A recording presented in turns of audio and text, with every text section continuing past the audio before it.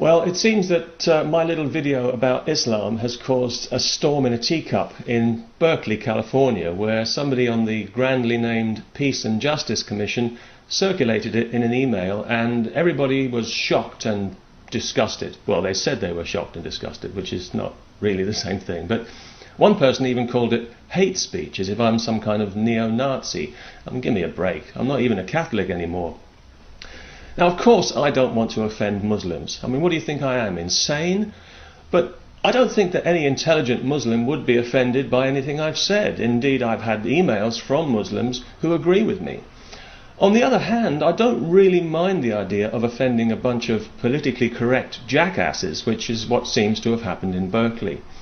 If any of you dishonest wretches are watching this video, I want to say to you that having an opinion about Muslim women covering their faces is not racist, and by calling it that, you simply devalue that word even more than it's already been devalued by people like you.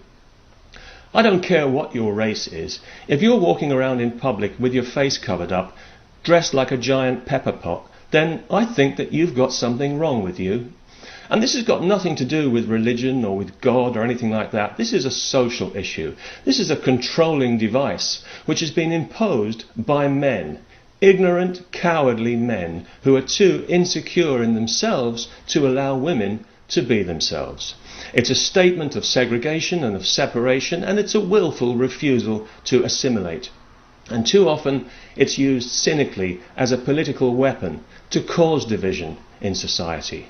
They insist on working as teachers dressed in this costume, knowing it's going to cause problems because the kids can't hear what they're saying. And so it all ends up in court, because that's what they really wanted all along, and then it's all over the news again because some Muslims have gone out of their way to be offended yet again. I think that for any woman in a free country like Britain or America to deliberately wear this symbol of oppression, which is what it is an insult to all the brave women in Muslim countries who have already died horrible deaths trying to shake off this ridiculous medieval nonsense. I think they ought to be ashamed of themselves. And if you think that's racist, then I think you're the one who has the problem, not me.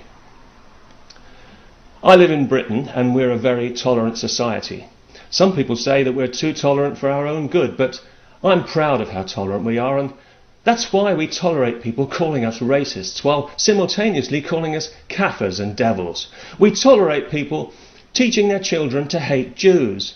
We tolerate people using free speech to protest against free speech. We even tolerate people who despise the values that make this country the kind of place they'd want to come to from whatever repressive hellhole they couldn't wait to get out of. We couldn't be less racist if we tried, and we try all the time. Because we know that being tolerant means you have to tolerate intolerance, and you have to put up with people who don't want to put up with you. And that's what we do in Britain. We bend over backwards for Muslims, all Muslims, almost as far as we bend over forwards for the American government. And that's all the way. Peace. And you can take that any way you like in Berkeley.